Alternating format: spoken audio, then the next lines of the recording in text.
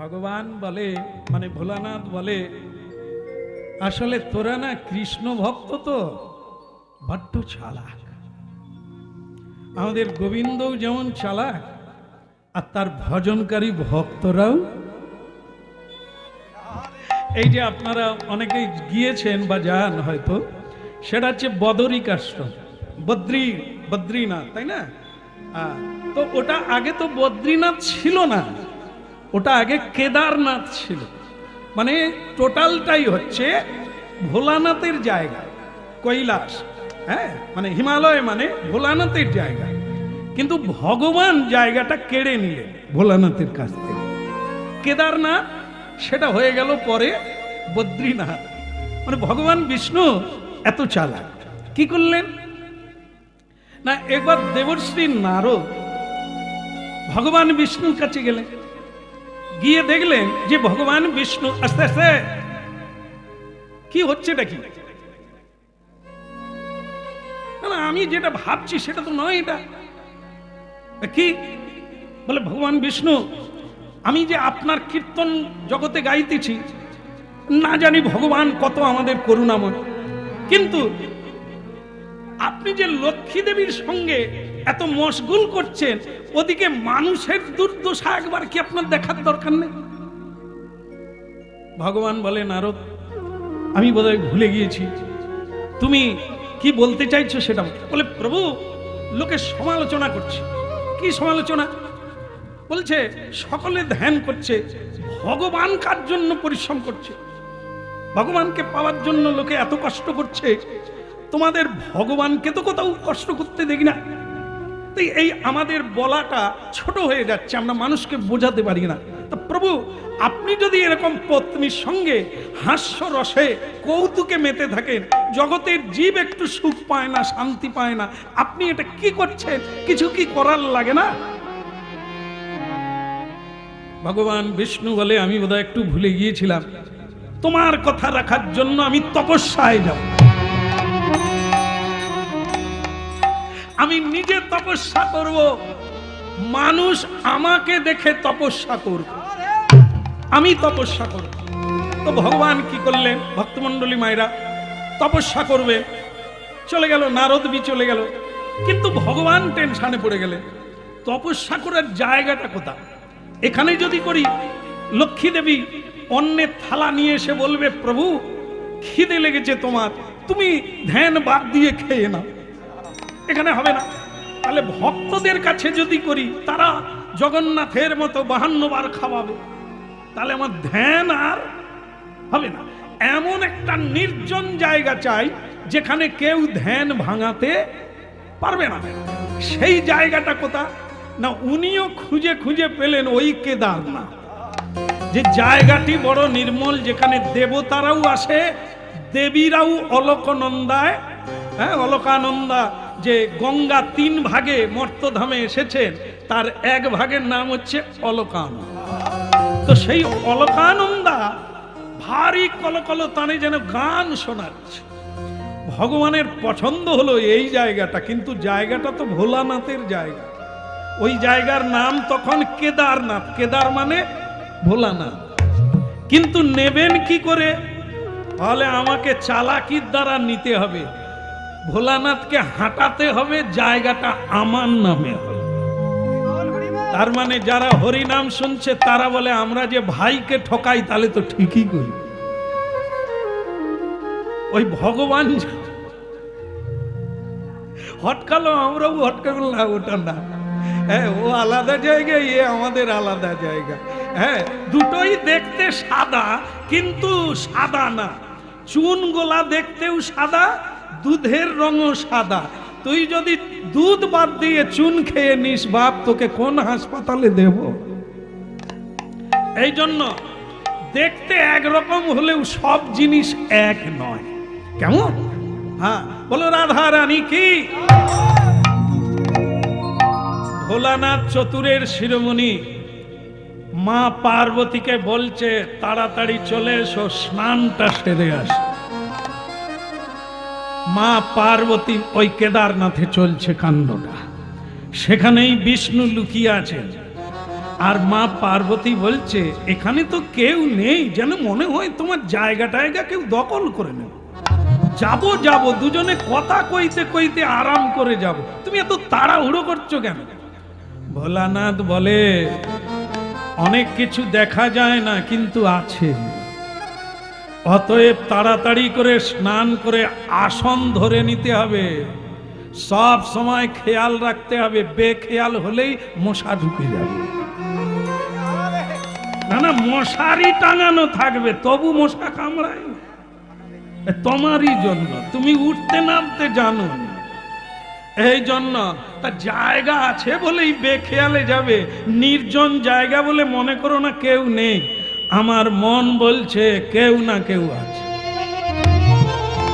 মা পার্বতী বলে কই বাত নেই, যে যার থাকুক না, আমাদের জায়গা কেউ নিতে পারে, চলো স্নানটা করে আসি। মানে ট্যাঁ করে বাচ্চা কেঁদে উঠল। ওই যে কুটিরে মা পার্বতী আর ভোলানাথ থাকে, সেখানে বাচ্চা কেঁদে উঠল। মা পার্বতী বলে স্বামী কে কাঁদছে? দেখো পার্বতী, যেদিকে মুখ আছে ওদিকেই রাখো, পিছন দিকে তাকিয়ে,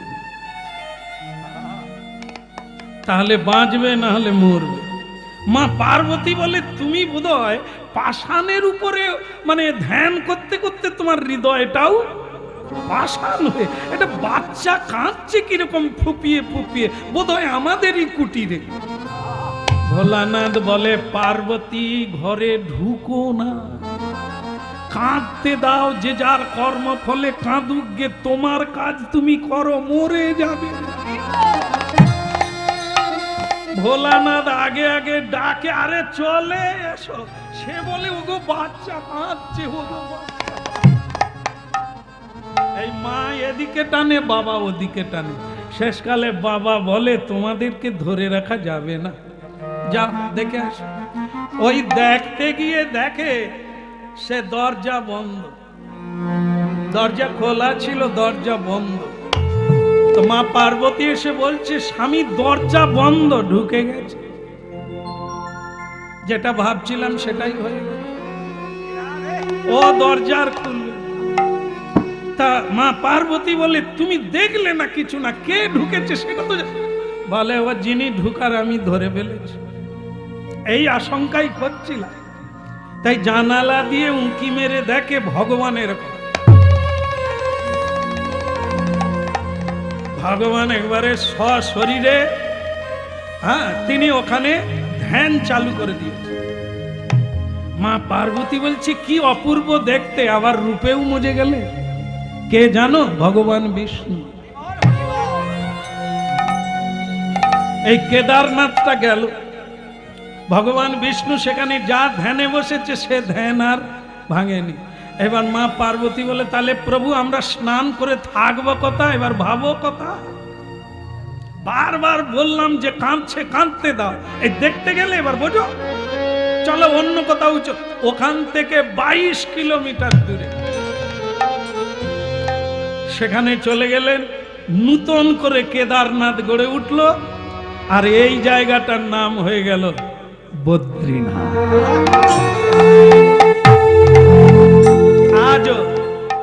আজও ভগবান সেখানে তপস্যা করছে। স্বয়ং ভগবান তিনি কৃষ্ণ হয়েছিলেন, আর তার সঙ্গে আরেকজন ছিল, তার নাম হচ্ছে নর আর নারায়ণ, নর নারায়ণ। আপনারা প্রতিদিন ভাগবত করেন আর গীতা পড়েন, তখনই মন্ত্রটা আপনারা বলেন, নারায়ণং নমস্কৃত্যং নরং চৈব নরোত্তমঃ। যিনি নর ওখানে তপস্যা করেছিলেন তিনি অর্জুন হলেন, আর যিনি কৃষ্ণ তপস্যা করেছিলেন তিনি কৃষ্ণ হয়ে দ্বারকার কৃষ্ণ চতুর্ভুজ রূপে নারায়ণং নমস্কৃতং নরং চৈব নরোত্তমঃ দেবীং সরস্বতীং দেশং তত জয় মুদির। বলে রাধা মাধব কি। মা লক্ষ্মী দেবীকে ভগবান বলে যায় না। লক্ষ্মী দেবী খুঁজতে খুঁজতে এই এলেন, লক্ষ্মী দেবী এলেন। আমি যেই সময় কথাটা বলছি আপনি ঢুকে গেছেন, লেগে গেছেন কাজে। হ্যাঁ, মা লক্ষ্মী দেবী নারদের সহায়তায় ভগবানকে খুঁজে পেলেন। দেখে ভগবান ফাঁকা জায়গায় বসে তপস্যা করছেন, রোদ লাগছে আবার ঠান্ডাও লাগছে। ওখানে দুটো জিনিস করা, ঠান্ডার সময় এত ঠান্ডা ওখানে লোক যায় না, 6 মাস বন্ধ থাকে দেবতাদের জন্য, 6 মাস মানুষের জন্য খোলা থাকে। কেমন, যে সময় প্রচন্ড ঠান্ডা সে সময় দেবতারা এসে ওনার পূজা করে 6 মাস, আর 6 মাস খুলে দেন, সেই 6 মাস মানুষেরা দর্শন করতে যায়। তাই 6 মাস বন্ধ থাকে, 6 মাস খোলা থাকে। সেখানে মা লক্ষ্মী দেবী উপস্থিত হয়ে গেলে দেখুন ভালোবাসা কি, প্রেম কি। কেন লক্ষ্মী দেবী ভগবানের চরণ সেবায় শ্রেষ্ঠ। মা লক্ষ্মী দেবীর নয়নে টপ টপ করে জল পড়তে লাগলো। হে প্রভু অনাথের নাথ দীনবন্ধু, হে পতিত পাবন, আমি বিশ্রাম করছি নব বিছানায় অনন্ত শয্যায়, তুমি রয়েছ কাঁটা বনে পাথরের উপরে বসে, ওপরে রৌদ্র, কখনো বৃষ্টি কখনো ঝঞ্ঝাবা। হে প্রভু আমি অন্তর বেদনায় জ্বলে মরি। তখন মা লক্ষ্মী দেবী একটি গাছ পুঁতে দিলেন। সেই গাছটার নাম হচ্ছে বয়ের কুলের গাছ, কাঁটা গাছ, বয়ের কুলের গাছ। মা লক্ষ্মী দেবী সেই কাঁটা গাছ ওখানে লাগিয়ে দিলেন প্রভুর পিছনে। সেই গাছ আচমকা অকস্মাৎ বড় হয়ে গেল, ছায়া দান করল ভগবান, বিশাল আকার ধারণ করল সেই বৃক্ষ। এই জন্য ওই জায়গার নাম হলো বদ্রী বিশাল। বিশাল মানে বিরাট। সেই বকুল বৃক্ষ মানে বয়ের কুলের গাছ ভগবানকে ছায়া দান করে তপস্যাকারী ভগবানকে ছায়া দিচ্ছে, তাই নাম হয়ে গেল বদ্রী নাথ। কেমন, বদ্রী মানে বয়ের কুলের গাছ, বদ্রীনাথ। তবে দুর্ভাগ্যের বিষয়, আজকে যারা যাচ্ছে বদ্রীনাথে তারা সবকিছু দেখতে পাচ্ছে, কিন্তু এই গাছ আর কেউ দেখতে পায় না। কেন, কলির মানুষের পীড়নে পাপাচারে সেই গাছ লুপ্ত হয়ে গেছে। যখন শঙ্করাচার্য বদ্রীনাথে গিয়েছিলেন তখন এই বদ্রী গাছ ছিল, তার পরবর্তীকালে সেই বদ্রী বিশাল আর নাই। স্বয়ং ভগবান ওখানে প্রকট সব সময়ের জন্য। যখন এই শঙ্করাচার্য আমাদের বৈষ্ণব জগতের, তিনি গিয়েছিলেন পৃথিবীর 4 দিকে 4টা ধাম তৈরি করেছিলেন। বুঝতে পারছেন বাবারা? হ্যাঁ, তো সেই শঙ্করাচার্য যখন গেলেন তখন তিনি গিয়ে দেখেন সেই ভগবান বিষ্ণুকে দেখা যায়নি, নেই। তখন শঙ্করাচার্য খুব দুঃখ প্রকাশ করেছিলেন, প্রভু বহু দূর থেকে হাঁটতে হাঁটতে আপনার দর্শনের জন্য এলাম, কিন্তু আমি বিমুখ হয়ে গেলাম। ভগবান বিষ্ণু তাকে স্বপ্নাদেশ দিয়ে বললেন, আমি আছি, তবে ওই নারদ কুণ্ডে আমি আছি। এখানে নারদজিও তপস্যা করেছিলেন যখন তিনি ছোট ছিলেন। তিনি যে চতুরাশ্রম মানে চতুরানন 4 জন জ্ঞানীর কাছে দীক্ষা প্রাপ্ত হয়ে ছোটবেলা গৃহ ছেড়ে এসেছিলেন, তিনি বদ্রিকাশ্রমে এসে তপস্যা করেছিলেন। এই জন্য তার নামে একটি কুণ্ড ওখানে আছে। শঙ্করাচার্যকে বললেন, তুমি ওই নারদ কুণ্ডে ডুব দাও, দেখবে একটি বিগ্রহ পাওয়া যাবে, সেই বিগ্রহ মন্দিরে প্রতিষ্ঠা করবে, তুমিও দর্শন করবে আগামী দিনে। আজকেও যারা যান বা যাবেন পরবর্তীকালে, যে বিগ্রহ আপনারা দেখবেন তা দুই ভাগে ভাগ করা। প্রথমবারে ডুব দিয়ে শঙ্করাচার্য একটি ভাঙা মূর্তি কুড়িয়ে নিলেন। তার জন্য আবার কাঁদলেন, প্রভু ভাঙা মূর্তি কি করে? বলে তুমি আবার একবার ডুব। তা আবার একবার ডুবতে গিয়ে আবার ভাঙা পেলে, বলে ওটাকে জয়েন করো। ওটাকে জয়েন করলে যে মূর্তিটা আসবে সেটাই আমি বলে জানবে, সেটাই তুমি পুজো করো। হ্যাঁ? এখনো সেই বৃন্দাবনে বাঁশি বাজে বাজে রে, এখনো সেই বৃন্দাবনে বাঁশি বাজে বাজে রে, এখনো সেই বৃন্দাবনে বাঁশি বাজে বাজে রে।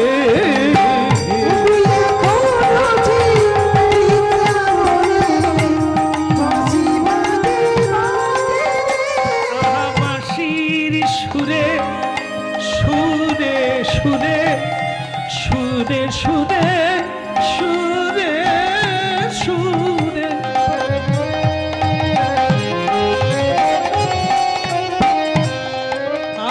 বাঁশির সুরে বনে বনে ময়ূর নাচে নাচে রে, এখন সেই বৃন্দাবনে বাঁশি বাজে বাজে রে।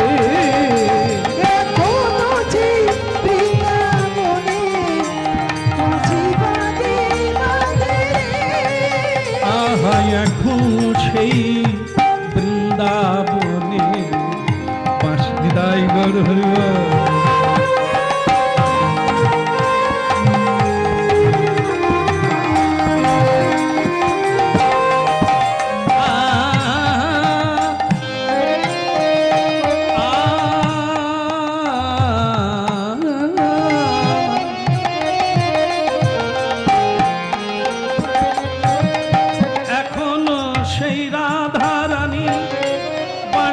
শুনে পাগলিনী, ওই দেখো সেই রাধারানী বাঁশি শুনে পাগলিনী, অষ্টগোপীর শিরোমণি নব সাজে সাজে রে, এখন সেই বৃন্দাবনে বাঁশি বাজে বাজে রে।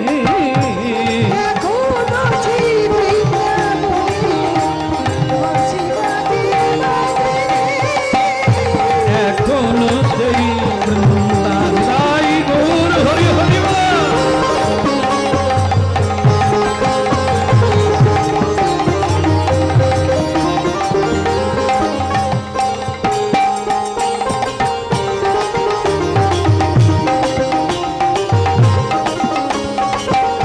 উলুধ্বনি।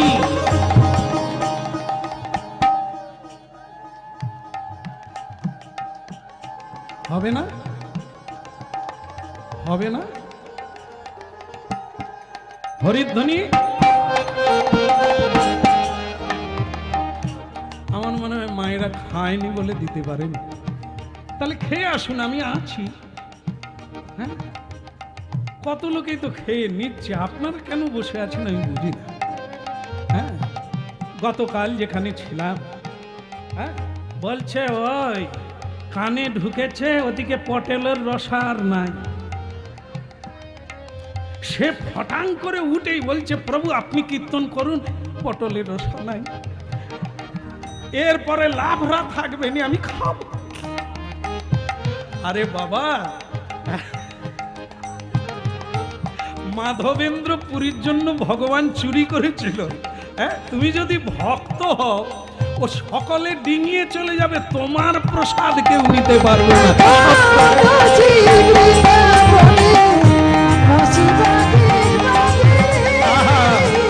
এখনো সেই বৃন্দাবনে বাঁশি বাজে বাজে রে,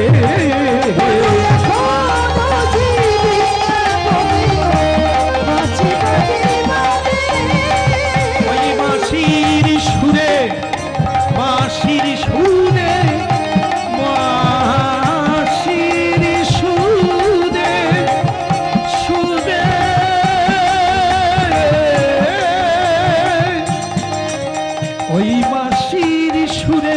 বনে বনে ময়ূর নাচে নাচে রে, ওই না এখনো সেই বৃন্দাবনে বাঁশি বাজে।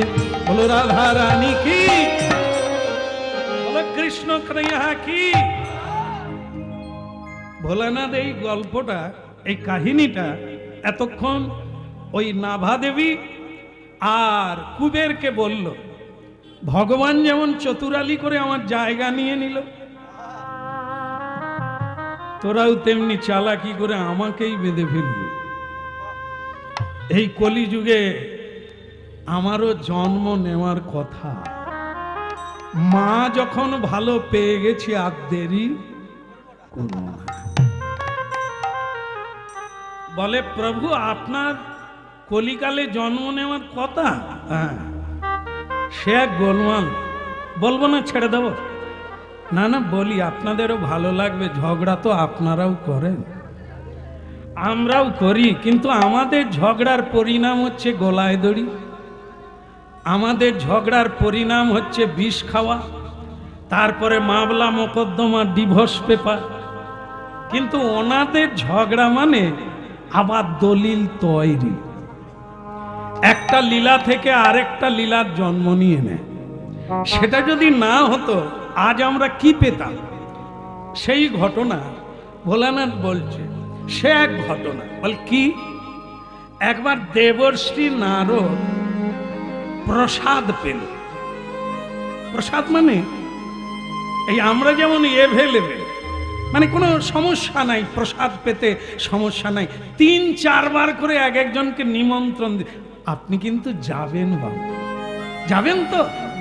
3-4 বার নিমন্ত্রণ করছে সে ব্যক্তি। খালি আচ্ছা ঠিক আছে দেখবো, ব্যবসা তো ছেড়ে যাবার উপায় নাই, তুমি এতবার বলছো যখন। দেখেন দেখেন, কীর্তন দিচ্ছে পয়সা খরচা করে, প্রসাদ তৈরি করেছে খরচা করে, তবু বিষয়ী মানুষকে 3-4 বারও অনুরোধ করেও তার মগজে কি ঢুকে গেছে। পয়সার উপরে কোনো জিনিস আমরা প্রসাদ বুঝি? আমাদের কাছে অ্যাভেলেবেল, কত লোক ডাকছে, সে বলে আমার বাড়িতে যাবে, ও বলে হতভাগারে। শুরুতে হয়ে গেছে প্রসাদ প্রসাদ সকলেতে কয়, জানিয়া শুনিয়া প্রসাদ পাইলে তার ব্রজধাম প্রাপ্তি। হ্যাঁ, সকলেই যদি প্রসাদের কৃপা পেত তাহলে তো বৈকুণ্ঠে জায়গা কুলোতো না, সকলের দ্বারা হয় না। এই জন্য দেবর্ষি নারদ ভগবান বিষ্ণুর প্রসাদ পায় না, ব্রহ্মা পায় না। ভাবুন, চতুর্বেদী চতুরানন সৃষ্টিকর্তা ব্রহ্মা অজনী সম্ভবা, তিনি প্রসাদ পাননি। এখন লাইনে দাঁড়িয়ে দাঁড়িয়ে ক্লান্ত, যুগ যুগ কেটে গেছে, প্রসাদ পায় না। ভোলানাথ পায় না, যে প্রসাদে আমাদের এত অবহেলা। কাজ ফেলে রেখে প্রসাদে যাব না, আমরা এমনই হতভাগা। সেই প্রসাদ পায় না বলে দেবর্ষি নারদ লাইনে আছে, মা লক্ষ্মী দেবীকে বারবার অনুরোধ করছে, প্রভু একদিন কৃপা করুন। বলে দেখো নারদ, আমি তোমাদেরও দুঃখ বুঝি, কত দেব দেবী কত বৈষ্ণব ঋষিমুনি লাইনে দাঁড়িয়ে আছে, কিন্তু প্রভুর যে আদেশ আছে প্রসাদ কাউকে দেওয়া যাবে না। তাই আমি দুঃখিত নারদ, তুমি বললেও আমি প্রভুর কোনোদিন অবাধ্য হব না। আর হই না বলে, করি না বলে তিনি চরণ ছাড়া করেন। হ্যাঁ, তা আমি পারবো না বাবা। দেবর্ষি নারদ মায়ের চরণ দুটি জড়িয়ে ধরে বললে, একবার আমার কথা ভেবে আপনি প্রভুকে অনুরোধ করুন একদিন। আচ্ছা ঠিক আছে ঠিক আছে, আমি একবার অনুরোধ করে দেখব। লক্ষ্মী দেবী জগন্নাথের সেবা দিচ্ছেন, সেই অনাদির আদি, যিনি সকল কারণের কারণ, যিনি সকল আনন্দময়ের আনন্দময়, যিনি সকল ভূমার ভূমানন্দ, যিনি ব্রহ্মানন্দ, যিনি অখিল রসামৃত সিন্ধু, সেই সকল কারণের কারণ অনাদির আদি গোবিন্দকে হাওয়া করছেন আর সেবা দিচ্ছেন। ভগবান অন্তর্যামী বুঝতে পেরেছে লক্ষ্মী দেবী কিছু বলতে চায়, মনের কথা। লক্ষ্মী, তুমি কি কিছু বলবে? তোমার কি কিছু বলা? প্রভু, আমার নয়, তোমার নয়, তাহলে কার? আপনার ভক্তের। আমার ভক্তের? তা বেশ তো, কি কথা? তবে আমি তোমাকে বলে রাখলাম, একটা কথা বাদ দিয়ে বাকি সব কথা বলো। তুমি যেন কোনোদিন ভুল করে বলবে না প্রসাদ কাউকে দিতে হবে। দেখো, যেটাই চাইবে সেটাই না করে দেবে। তুমি কারো জন্য আমাকে অনুরোধ করো না যে প্রসাদ দিতে হবে, বাকি কি বলার বল। লক্ষ্মী দেবী বলেন, কথাটা তো ওইটাই। হে প্রভু, আমি কেউ নয়, আমি আপনাকে বিরক্ত করছি না, আপনার ভক্ত বারবার বলছে, তাই আপনাকে আমি নিবেদন করলাম। দেবর্ষি নারদ একবার নয়, বহুবার, বহু দিন থেকে দাঁড়িয়ে আছে। তা উনি অনুরোধ রেখেছেন, আপনি যদি একদিন তাকে একটু প্রসাদ দেন। দেখো কমলা, তুমি যদি বলেই দিতে পারতে যে এটা আমার কাজ নয়, তাহলে কিন্তু দেবর্ষি নারদ তোমাকে অনুরোধ করত না। এর মধ্যে তোমারও সায় আছে, তাই তুমি তার বার্তা আমার কাছে আনলে। তাই তোমাকে বলি, আমি তো কথার কোনোদিন অন্যথা করি না। তোমাকে না বলে দিয়েছি, অথচ তুমি অনুরোধ রাখছো, তাই আমি তোমার অনুরোধে একদিন দেবর্ষি নারদকে তুমি প্রসাদ দেবে, একবার, আর দেবে না।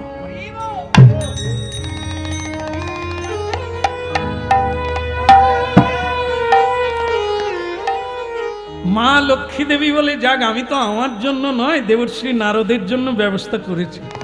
ভগবানের প্রসাদ হয়ে গেল, সেবা হয়ে গেল। সেই প্রসাদ এনে দেবর্ষি নারদকে বললেন, তোমার জন্য অনেক অনুরোধ করে প্রভু দিয়েছেন, দ্বিতীয়বার আর অনুরোধ করো না। নারদ বললে, প্রসাদ কি দ্বিতীয়বার লাগে? একবার, একদিন হলে কোটি জন্মের কাজ হয়ে যাবে মা। আর প্রসাদ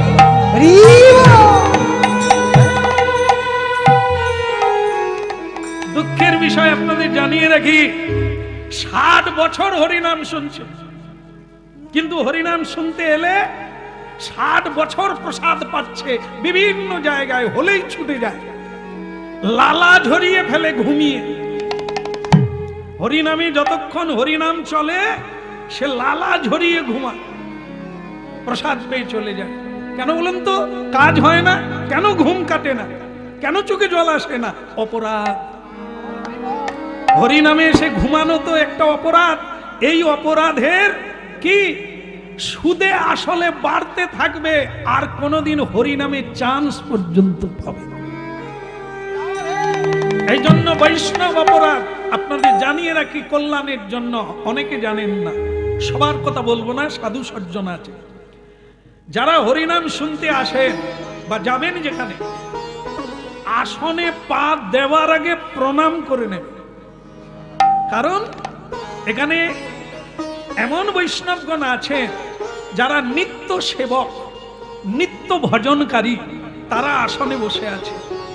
ওই আসনে আপনি প্রণাম না করে বসে যাওয়া মানে বৈষ্ণবের ঘাড়ে পা দেওয়া। ভোলানাথ বসে আছেন, ব্রহ্মাজি বসে আছেন, হনুমান বসে আছেন এই আসনে। এটা সাধারণ জিনিস না। মর্যাদা রাখিলে হয় বৈষ্ণবের লক্ষণ বা সাধুর লক্ষণ। মর্যাদা দিতে হয়, যেখানে যেমন সেখানে পেয়ে যাবে। আর না হলে অপরাধ হয়ে যাবে। আপনি যতক্ষণ হরিনাম হবে ঘুমাবেন, চোখে জলও আসবে না সারা জীবনে, সেটি অপরাধের ফল। এই জন্য সব অপরাধ ভগবান ক্ষমা করে দেয় হরিনামে, বৈষ্ণব অপরাধ ক্ষমা হয় না। বিদায় গৌর। তা যাক, আমাদের বলতে হয়, আমাদের কাজটাই হচ্ছে বলা, করা না করা ওটা আপনাদের কাজ।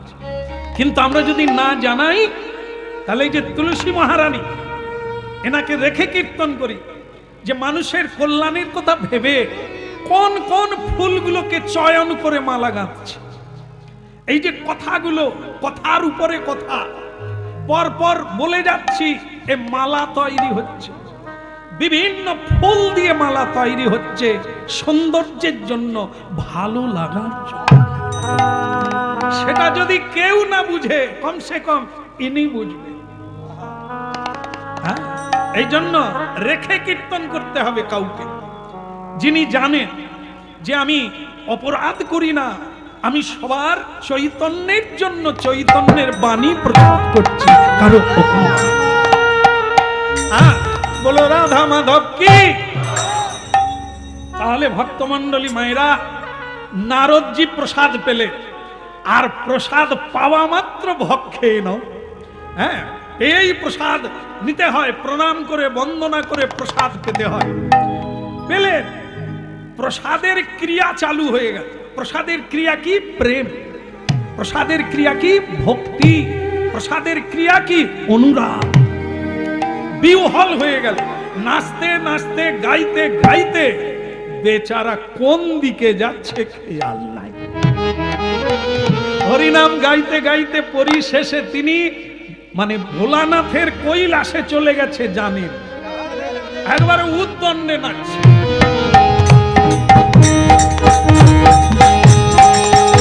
হরি হৃদয় নম কৃষ্ণ যাদবায় নম, যাদবায় মাধবায় কেশবায় নম। হরি হৃদয় নম কৃষ্ণ যাদবায় নম, যাদবায় মাধবায় কেশবায় নম। হরি হৃদয় নম কৃষ্ণ যাদবায় নম, যাদবায় মাধবায় কেশবায় নম। হরি হৃদয় নম কৃষ্ণ যাদবায় নম, যাদবায় মাধবায় কেশবায় নম। এই নাচতে নাচতে কৈলাসে চলে গেছে মা। ভোলানাথ জেগে উঠছে, এরকম হরিনাম কে গায়? এ তো প্রেমযুক্ত হরিনাম। আস্তে, হরিনাম অনেকেই গায়, শোনা যায়, কিন্তু প্রেমযুক্ত হরিনাম প্রেমিকরা ধরে নেয়। এ তো কোন প্রেমিক হবে কে? কে দেখে হরি হৃদয় নম কৃষ্ণ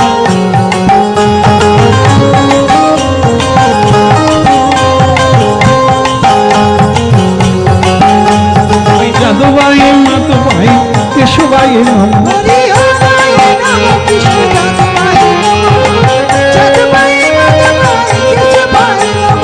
গোপাল গোবিন্দ রাম কি মধুসূদন, গিরিধারী গোপীনাথ মদন মোহন। গোপাল গোবিন্দ রাম শ্রী মধুসূদন, গিরিধারী গোপীনাথ মদন মোহন। এ দেবর্ষি, আরে কি হলো তোমার? হরিনাম বন্ধ করো। সে তো তাকে ধরতে পারে না, সে খালি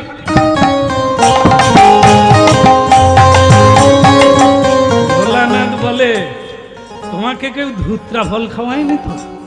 সে বলে, ধুত্রা ফল নয়, অনেকদিন লাইন দিয়ে ভগবান বিষ্ণুর প্রসাদ পে।